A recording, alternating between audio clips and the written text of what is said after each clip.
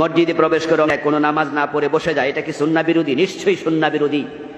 আল্লাহর হাবিবের special order, ইযা দাখালা আহাদুকুমুল মাসজিদা ফালা ইয়াজলিস হাত্তা ইউসাল্লি রাকাতাইন।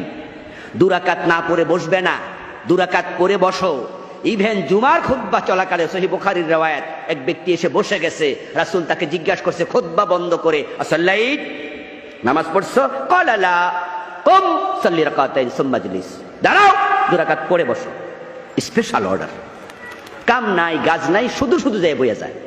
আবার অনেক মসজিদের হুজুররা কয় এখন বইয়েন, পরে সুন্নাহর সময় দিব। না না, এটা চলবে না, চলবে না। অযথা লাল বাতি জ্বালাবেন না। তবে হ্যাঁ, 30 সেকেন্ড আগে, 1 মিনিট আগে জ্বালাতে পারেন, এই কারণে যে এখন যদি সে সুন্নাহ বাদে তাকবীর উলা পাবে না। তাকবীর উলার গুরুত্ব আছে না নাই?